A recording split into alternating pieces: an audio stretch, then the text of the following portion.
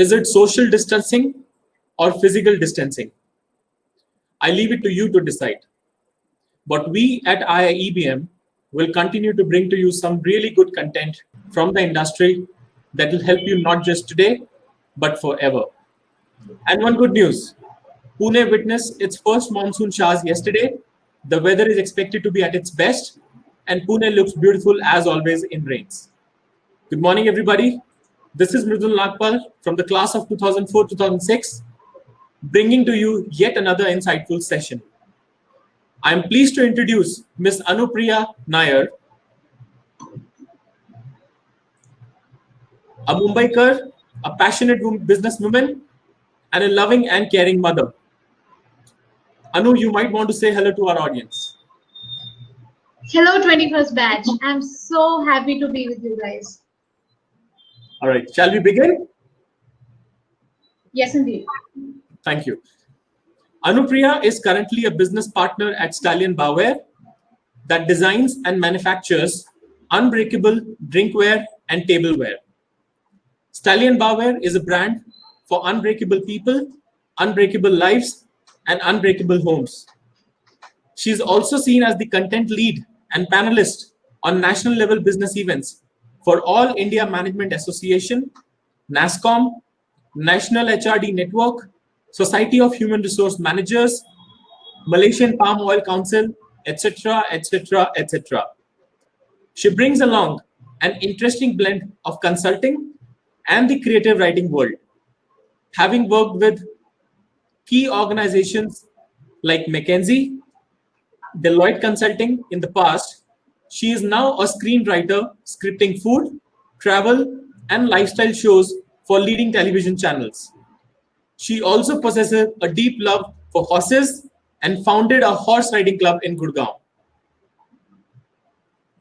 Some of her key milestones include content architect for NASSCOM's forum, Digitizing Tomorrow Together, where Honorable Prime Minister Modi hosted German Chancellor Angela Merkel in October 2015. Jury member since 2010 for IIMA's National Competition for Young Managers and National Competition for Management Students. Panel member for HR Trends, Talent Acquisition, Talent Development, and Talent Retention held at Atharva Educational Trust in Mumbai. Steering Committee member and Session Chair for IIMA's All Women Initiative, Pragati. Speaker at business schools, addressing sessions on goal setting and power of dreams. And many more. If I continue, probably the session would be falling short. With this, I would want Anupriya to get started with her session. Thank you, Mridul. That was indeed a long introduction for someone as short as I am. But thank you very much. I cannot tell you how happy I am to get this opportunity to dress up after a long period of time, and that too for a generation that is so close to my heart. I mean, doing something for millennials feels absolutely great. So thank you for that. Extremely grateful to Dr. Poonam, the entire college, and you in particular for having me over. No problem. Thank you so much. Okay, so can all your students hear me, see me? They can. Right? Okay, awesome.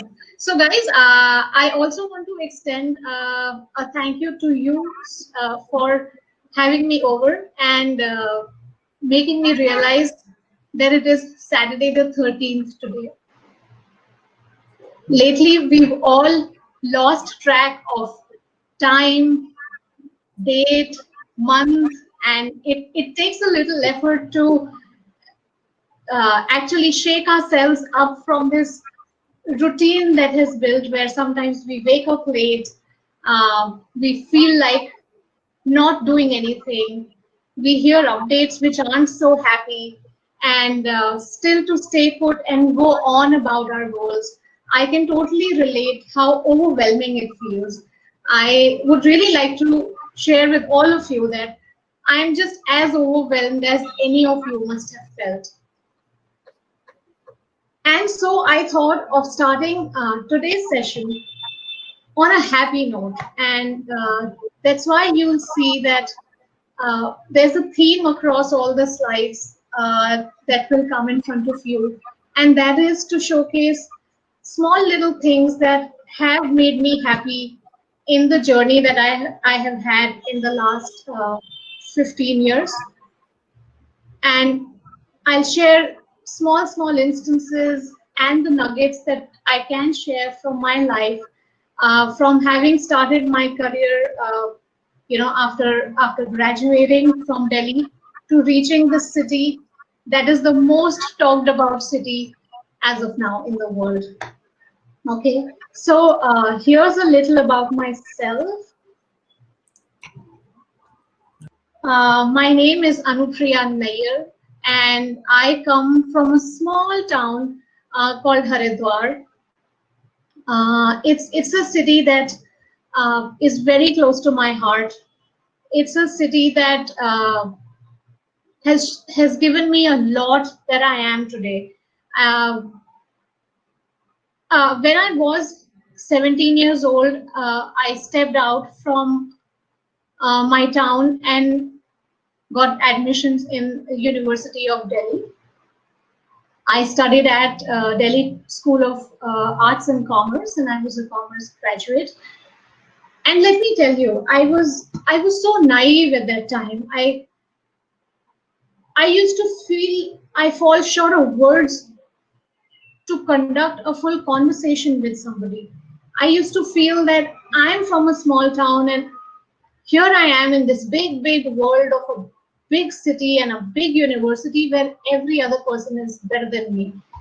And I would definitely term that phase of my life as having a bit of a lack of confidence on myself. And truly, the one thing that I had at that point in time in me was just the raw power to learn, to absorb, to just grab the knowledge, the skills, the experiences, the lots and lots of uh, this magnetic skills that I see in people. And there I was right after college when the series of youngsters around me, we all applied for a job opening at McKinsey and Company. I remember I was 21. I used to look very tiny. I still do, but well, I was so tiny that when I was straight out of college, somebody would ask me, "Oh, beta, kaun si class mein ho?" So yeah, that was me, a 5 feet 1 inch little looking girl from Haridwar, and I feel great to share when I look back that amongst a set of say 20-25 odd graduates who applied to McKinsey at that point in time, I was the only one who got selected. And somewhere from that point began this little journey where I knew that okay, if I decide to do something, I can have the confidence to be better, to actually stand out amongst a crowd of say at least 20 people and do things. So that was me at 21, a newbie at McKinsey, and I can share with you how it felt when I entered the McKinsey office for the first time. You know, it literally felt like I was a small caterpillar who was inside a cocoon. I had always lived in a small township, in a small city, even, being around friends at college. It all felt like a very comfortable cocoon. It was for the first time ever when at the age of 21, I realized that I can be a butterfly.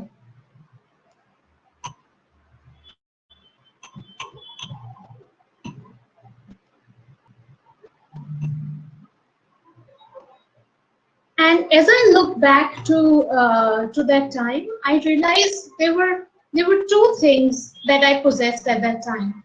Uh, a mindset where I was completely fine to be a beginner because, well, essentially that marks the beginning of my career, not just to say consulting career, but it was the first corporate place I ever saw, right? So this having this open mind and having a beginner's mindset that it's completely okay to not know everything. I'm entering this world with absolutely no knowledge in my pocket. I think that was the only skill I had at that time. And the second skill was something that I had learned from one of my English teachers at Delhi Public School in Haridwar, where she said that be like a sponge, right? If you come across a new word, absorb it. And that's how you slowly, gradually build your vocabulary. So that's exactly what I tried to apply to even developing new skills and gathering knowledge and adding to my learnings bank that let's be a sponge when I embark on this journey of working with one of the best, in fact, the best consulting firms in the world.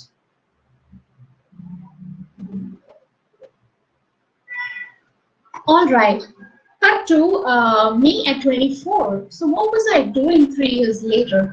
Well, I had become a consultant. I was far more confident. I could talk consulting. I could lead a meeting with clients. And so I realized that, oh, maybe I want to diversify my consulting exposure. And I started applying to consulting firms, which gave me a slightly more exposure to work directly with clients. I would say it was a lucky day. It was probably one of the Saturday the 13th, like today. Uh, it was an interview that I had with one of the directors at Deloitte, who was leading a strategy and operations practice. So yes, my luck brought me from McKinsey to Deloitte, and it was a very different world. McKinsey had become this extremely comfortable organization. It was a global firm with American practices, whereas Deloitte India, well, it wasn't that organized.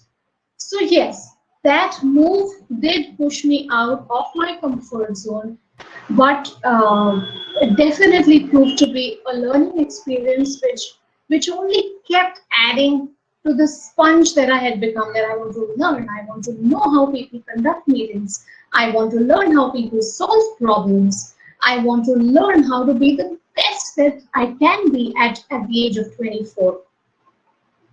So that was that time, and I continued with my beginner's mindset, which you guys can see at the bottom of my skill pyramid. I'm referring to this little triangle on the bottom left of the slide in front of you, right? And the reason I put it right at the base is because this is one fundamental skill that stayed with me and ensured that I kept moving and kept building on and kept becoming something that I wanted to become, right? And right at that age came a slightly different experience in my life where I developed a love for horses. Yes, horses, the real mighty looking, beautiful creatures who run at the wind of speed, and somehow, for some reason, they just completely swept me off my feet. I got so curious to know how people are able to ride horses, how people take care of horses, and how does it feel to be a horse owner. So in my free time after my consulting hours, I started volunteering at a riding club where I used to get riding lessons from. And once I had learned basic riding, I started teaching kids and women who used to be keen on some riding sessions. And the love for horses took me so far ahead in that particular area that one fine day I found myself actually buying 4 horses from the Delhi race course and starting a club of my own. Well, I can't tell you how upset my father was with that decision, because he completely considered it as a decision which I'm taking in impulse, and I'm wasting money, of course, and my time. And what if I get a bad fall from a horseback? And all those thoughts kept creeping in his mind. But I was a stubborn 24-year-old, and I had this love for being damn crazy and damn good at something when I picked it up. So that was me at 24.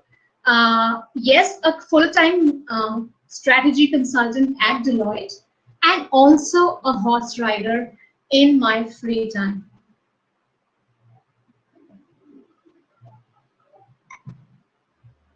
All right, so that's how life was going, and there was nothing to complain except that I fell in love.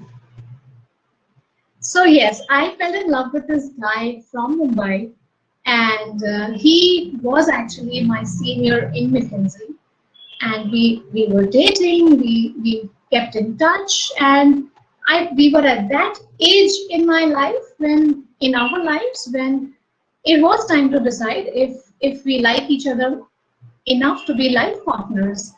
And the answer was yes. His name is Nishit.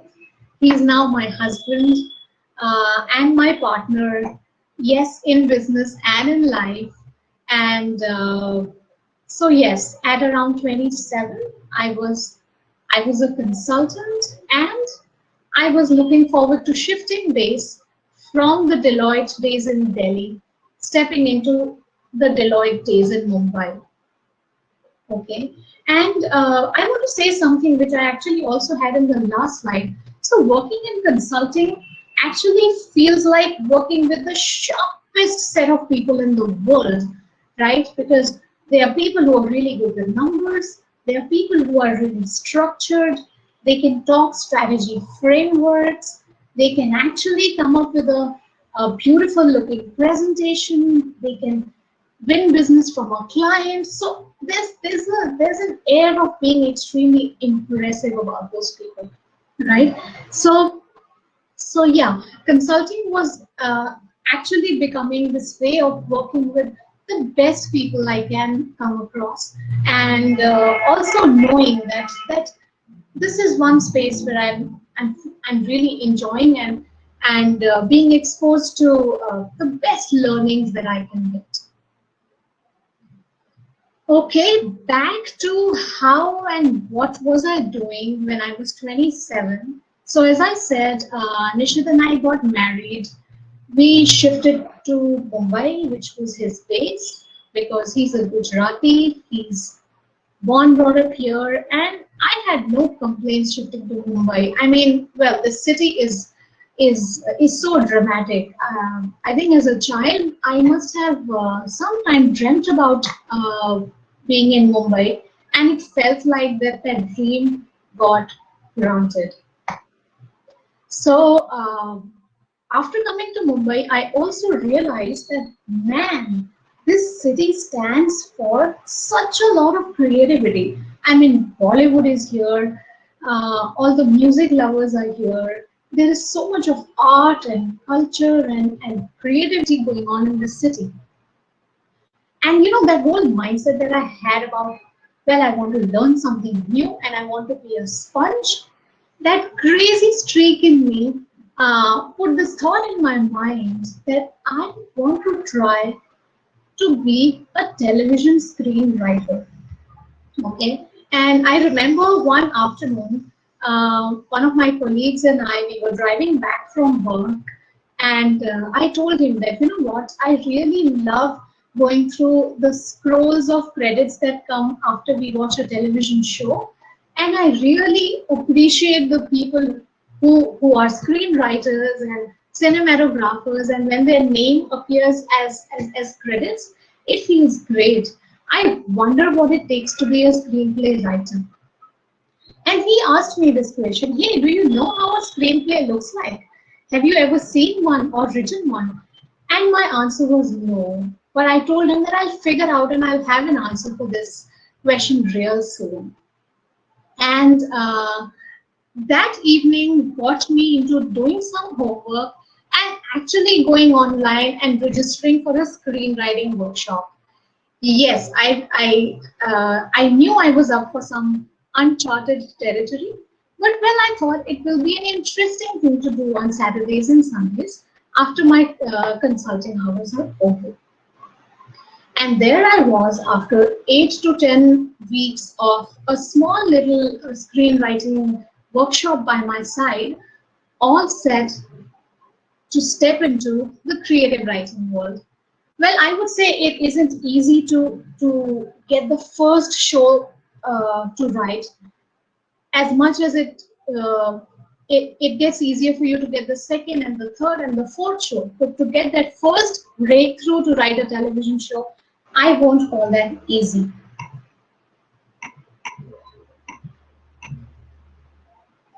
But as they say that the universe conspires when you really want to do something. And that's exactly what happened with me.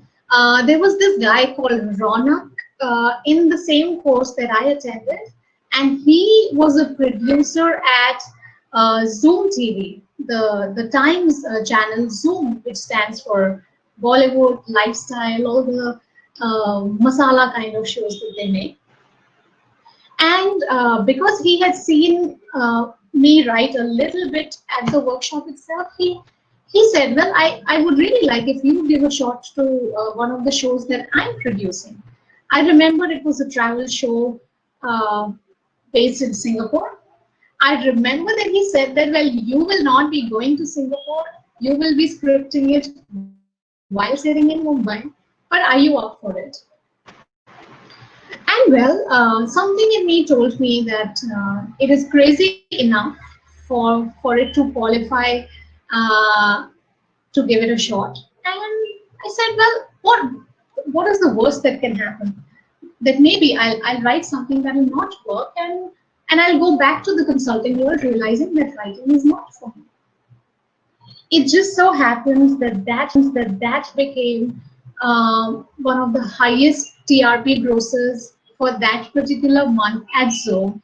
And since then, I have lost account of the number of shows that I have written for that channel.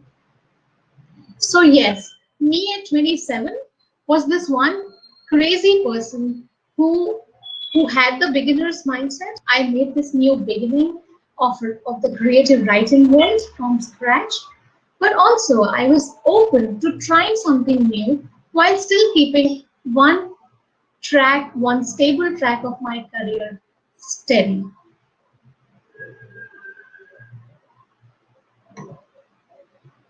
All right, now I was entering a different phase.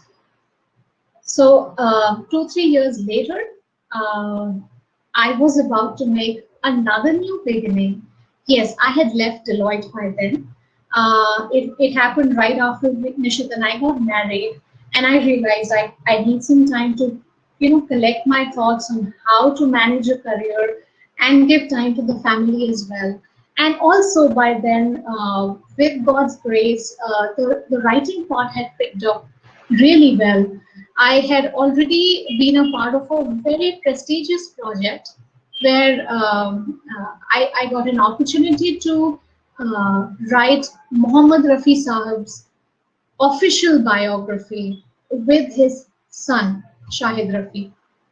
So it was great working with Shahid Bhai, and I mean, what a legend Rafi Saab is. I know you guys are millennials and your choice of music and what you hear is very different.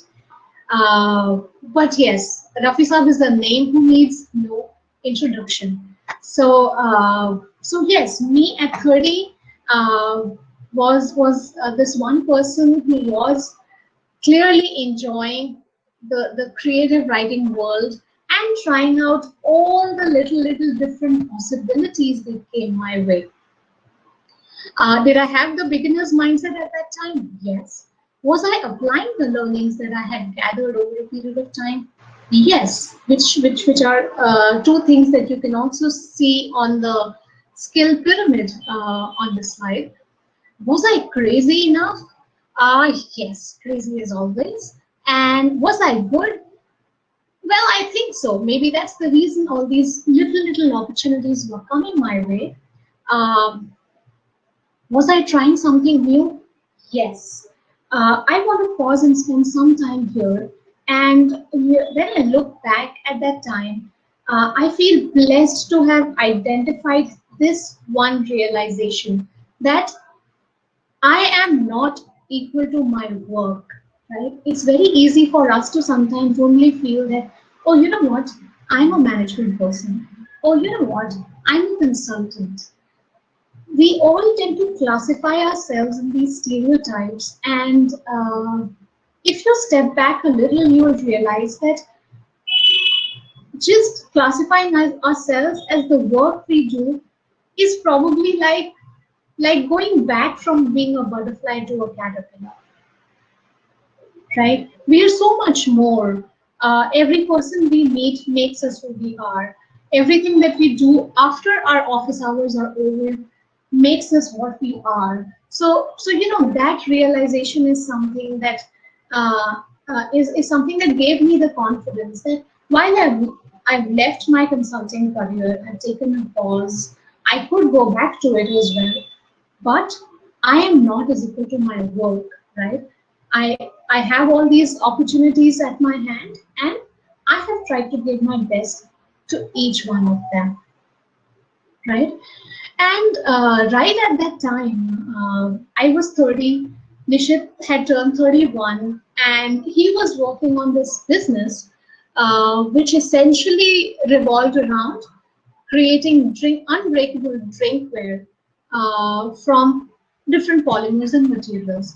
Now, yes, it sounds like a completely different and a diverse domain to get into. But you know what?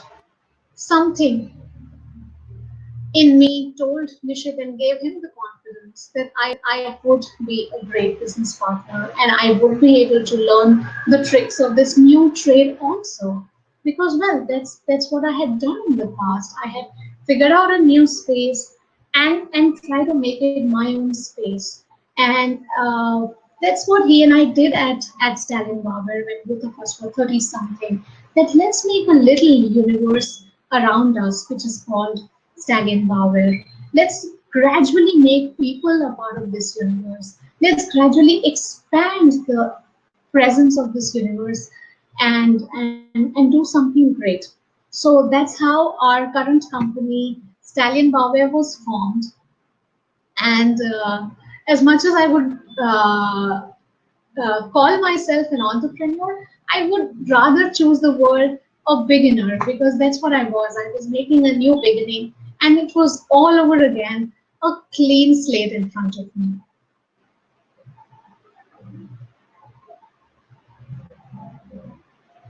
Okay, so that's me now. I yes, I'm happy swinging in an office chair for no reason sometimes, especially these days when there's little to do and more to pause and reflect and think about what to do.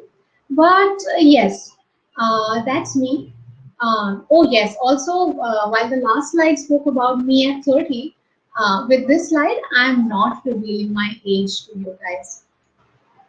So let's just call it I'm in 30 something and I'm now like a boss at three companies that we've been able to start and take to a particular level.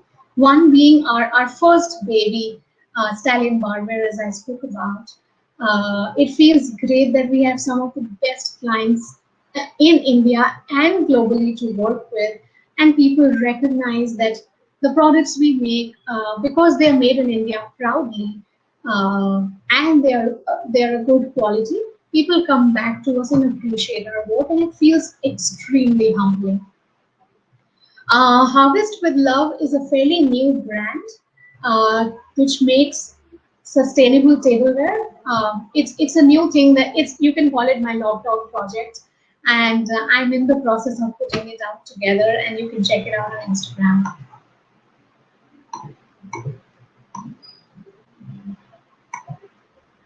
And Cuppable India is another very interesting project that Nishit and I, along with three young guys like you, who were straight out of college and had a deep desire to be entrepreneurs, we started it a year back. And my God, the response was overwhelming because probably the idea of making cups and glasses, which did not fall under the plastic ban that came in Maharashtra and Tamil Nadu. That idea just clicked, and people were thrilled to know that again there's an Indian company which is able to give us products which are as high quality as coming from anywhere out from outside of India. So yes, Cuppable India is another very interesting project that I feel blessed to be a part of. And what was that one skill that was helping me at this stage in life? As you must have observed that my skill pyramid has only stacked up and gone up from where I started when I was 21. So while still keeping all the skills alive, the one skill that came in handy at this time was to care enough to solve a problem, care enough to address a gap that exists, care enough to ensure that what we are doing, it impacts some lives somewhere in the world. And this mindset amongst all the partners in these companies that I've been so fortunate to be a part of has helped all of us continue to be excited about what we do. All right, so yes, as much as I'm swinging in an office chair for no reason right now as I'm talking to you, I am also happy to be opening this session now for questions from you guys.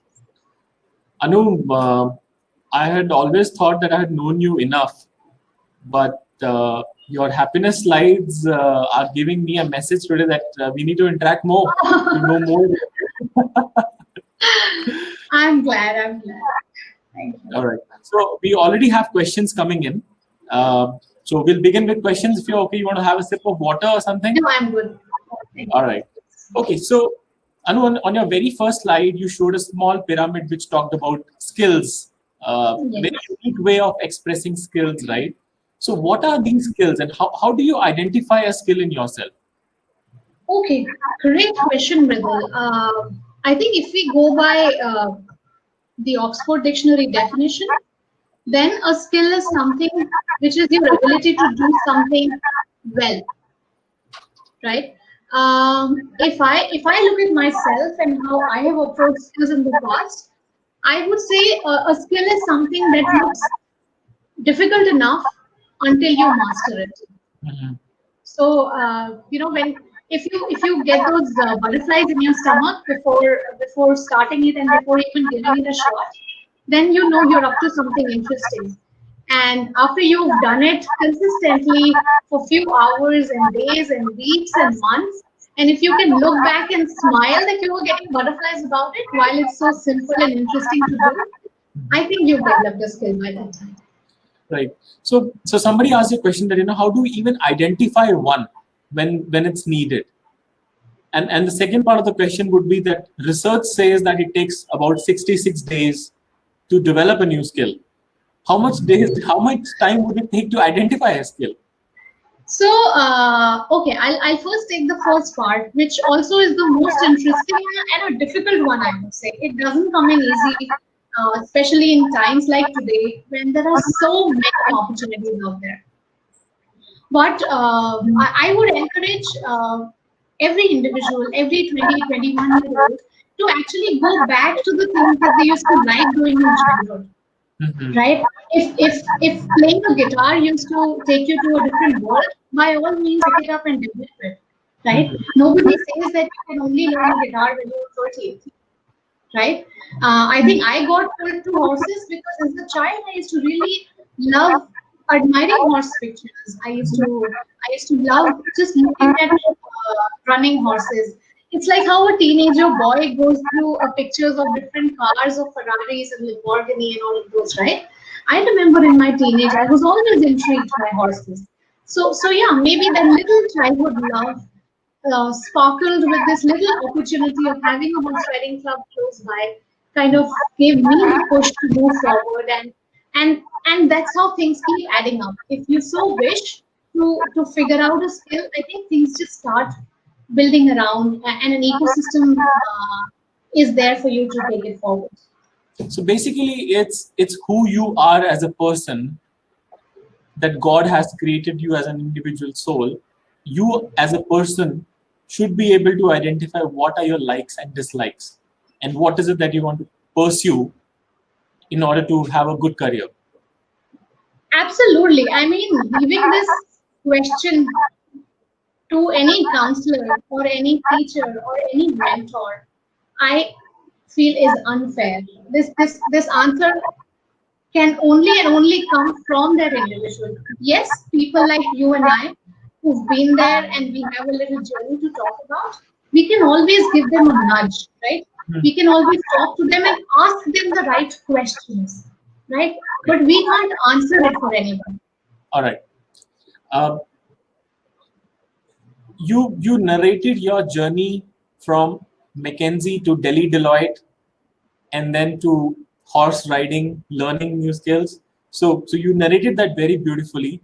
Uh, would you help us understand what were some of the concerns or the cultural changes that you went through while moving from McKinsey to Deloitte to horse riding to, again, a beginner? You call it a beginner, right, rather than an entrepreneur. So the 4 stages of your life already, and I'm sure there's a whole lot of life ahead of you to maybe start in new ventures, and we see you in one of the Forbes famous magazine as a businesswoman of the year. We wish you a lot of luck there, of course. But what did you experience in terms of changes? How did you manage change is the question, basically. Right. So you're absolutely right. So each of these phases, they always brought along, these thoughts where I always kept feeling somewhere in my heart of hearts that maybe I'm not enough, right? Am I going to fit in, right? I remember when I was a 17-year-old coming from Haridwar to Delhi, for example, people in Delhi used to talk a different language. Yes. They used to exude a different level of confidence, right? And for me, at that point in time, to even honestly, to even like say frame a sentence in 2 to 3 fluent sentences of English used to take effort. It's a Herculean task sometimes. Absolutely, because well, that's not how life was in Haridwar. And now when I look back, from being a very diffident adolescent to having been able to, I won't say master, but having been able to at least work in a particular area of language and use words in a creative manner. You are right. The one thing that was always required to adapt to change, to actually overcome the fear of belongingness. Like I'll tell you something very small, but so meaningful. When I shifted from Delhi to Mumbai, the first few days felt as if as if I don't know if I'll ever be able to make myself a part of this mad city. You know, how do people travel in trains? How do they know what is east and what is west in Mumbai? And all those thoughts used to make me feel like, well, this doesn't look like my cup of tea. I don't know a single word in Marathi except Gulga and Gulgi. How am I going to survive here? Right. So you were exposed to a lot of change. Absolutely, but I think it's a lot depends on what kind of friends you have, what kind of family you have. They kind of actually are able to ground you and give you the confidence that well, you've done it in the past, right? If you could manage from living in Haridwar to living in Delhi, then now it's only Delhi to Mumbai, one cosmopolitan city to another. So I would say, yeah, build that network of really good friends who feel for you. Stay connected with your family. They play a very big role in any transition that you make in life. Right. So uh, while your journey talks about a lot of versatility in your career graph, but would your advice be to somebody of being consistent? Like, for example, you picked up a domain and you remain consistent. Like, people spend their life doing sales and marketing, right? So I think it'll be nice if it's coming from you on what's your thought on being consistent. So yes, there is, as much as I would like to pick one, I would say there is no one answer to this, right? It totally depends on, let's take the example of that one guy who is into sales and marketing, right? Say he starts that at 22 in his life, right? And he puts in a lot of effort. He becomes the star in his team, right? He's totally acing his sales and marketing game, and he's enjoying it. Well, then that's his universe.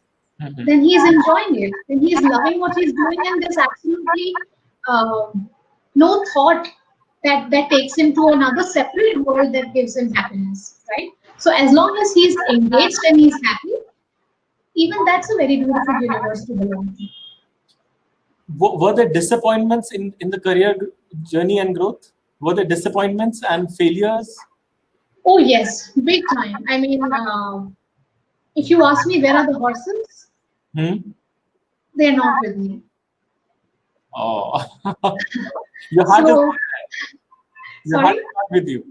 Absolutely. So as much as I started it, as much as we could make it a club that started with 4 horses to a club that had 14 horses when I left Delhi, I had to give it all up and shift base and hand it over to a guy who I thought was the right guy to take care of it at that point in time. I mean, I miss it, but as much as I would love to start a horse riding club again, I haven't been able to. So yes, there are failures. There are things that you start that don't work. Um, the creative writing journey, for example, it's as I said, it's not easy to land up to the right kind of show that you want to write. Right? There was a time when I got offers to write the so-called Sasbahu kind of shows as well. Right? I gave them a shot, but I wasn't good at them.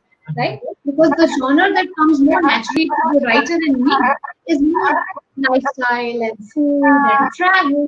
So well, one of the shows that I started working on, it went off air after a while.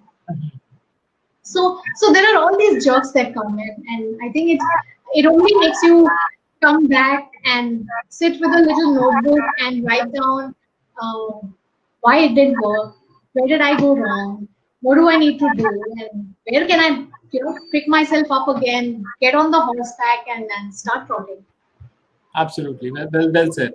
Uh, in one of your slides, you talked about working with crazy people. Yes. Do you want to throw some light on that? Because I know, in fact, I would say people management is the most difficult job an organization can deal with. So I know that what you mean, but do you want to throw some light from your perspective, dealing with crazy people? Absolutely, yes. And I think that's been one factor that has determined, the crazy things that I have done in my life. So you must have heard this one phrase that people say that you become like the 5 people you surround yourself with, right? So it is these 5 people who somewhere unconsciously, subconsciously start impacting the way you think, start impacting the decisions you make. And that's precisely what I learned at BTZ in particular. That the people around were so driven that I saw many of them, pursuing something that's close to their heart after the office hours are over. Right? I particularly remember there was this guy called Abhishek, and he so much felt for the space of giving education, giving computer education to youngsters that he hired a small looking shop with actually a shutter that used to make a lot of noise, and he wrote to some seniors in McKinsey to donate some old computers, and he actually started a school called Lakshya Computer School in Gurgaon. Okay. it had 30 students, right? I used to also go and teach there sometimes just to help him out, and just so he's a friend and he shouldn't feel alone over there. But well, that was the level to which people were driven to do something good, right? And somewhere maybe I think subconsciously that's what made me think that if Abhishek can start a computer school after office hours, what is it that I can do after my office hours? So yes, people around you, they're crazy enough, they're foolish enough to step out of your comfort zone. I think slowly and gradually starts making you like them, and you like becoming like them. You do indeed. Um, how did it feel like? Of course, it was again you would qualify it more like a change management. But how did it feel uh, moving from an employee to an entrepreneur and then eventually to a boss sitting on a freewheel chair? But how did the journey? Because now it's about your own money. Earlier it was you were being paid. Now it was about creating money for yourself and for the employees in the organization. How did that happen?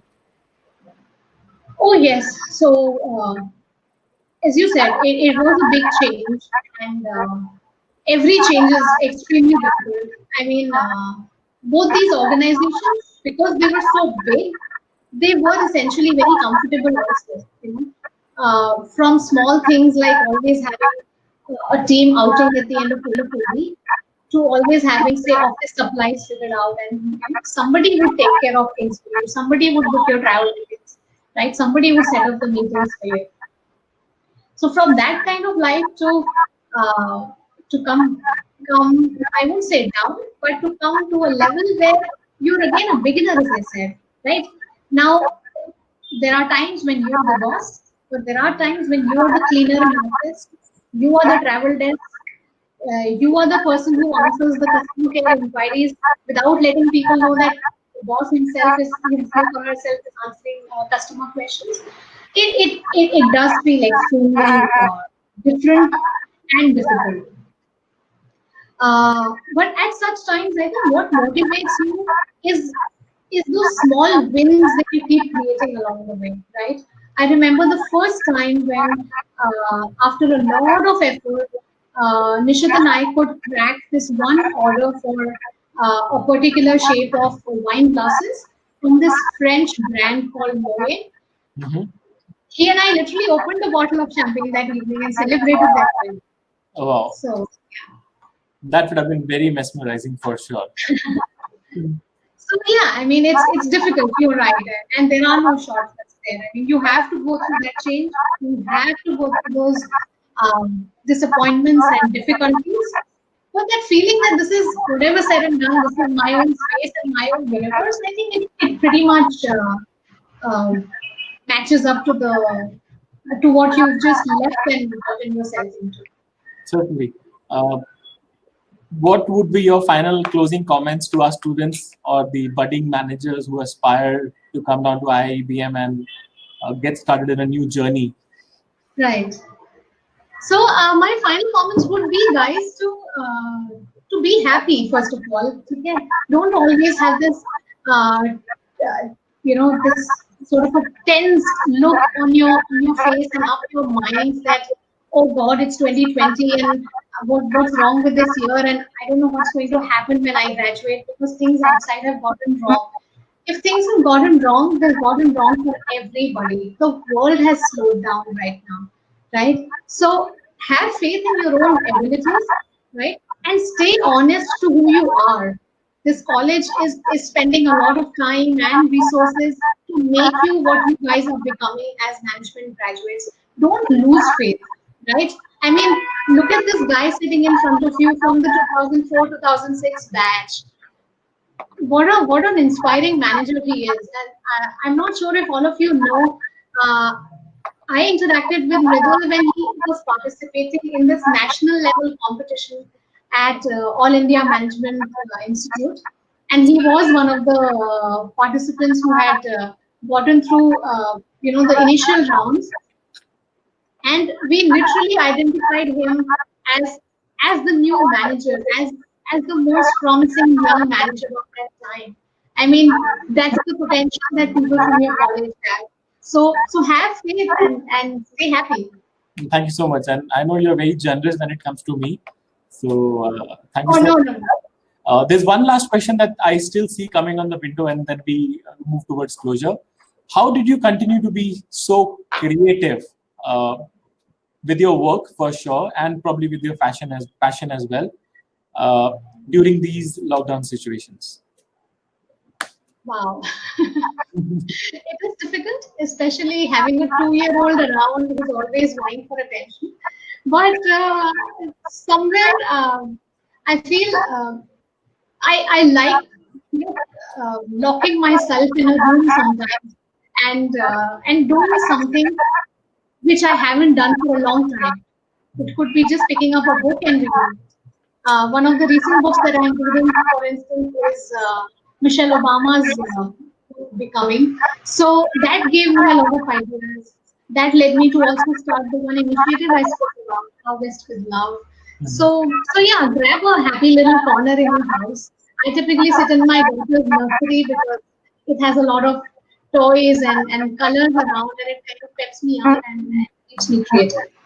Certainly. So lockdown has been colorful for you. Lockdown has been colorful, yes. I think, Anupriya, your presentation today talks really high volumes, if you ask me. I'm glad I was around face to face with you today. Unfortunately, the students who are joining us through web could not see you, but please block a calendar for yourself for coming down to the institute and talking to the students face to face someday. Oh man, I'm so happy. Sure. Right? So that's going to happen. Before we close, I also want to tell you that your presentation had several messages to draw. You talked about be yourself, follow the instinct, follow your dream, what you like, be it horse riding or playing a guitar or any other love that you have for yourself. You picked up a theme of happiness and you closed your presentation on happiness. Your passion for horses, your love for horses is now reflecting in the new brand that you have established named Stallion. It tells me that you're never going to let this go till the time we all are alive. All right, so thank you so much for turning up today. I'm sure our audience loved it. I did for sure. So thank you so much once again, and looking forward to meet you in person. Thank you, Mridul. Such a pleasure for me to have done this. I mean, I didn't realize that an hour got over, and I hope that's what the students felt as well. Indeed. You talked about from 21 to 30. After that, we will see in the phase 2 to be continued. Yeah. Right. So the untold story is going to come back again soon, and probably the students are back in college. Oh, I'm looking forward. Okay. Take care of yourself. Take care of Zeniksha, and have a more colorful, limited lockdown that's left in Maharashtra. See you soon. Absolutely. You guys will stay safe and happy. Bye.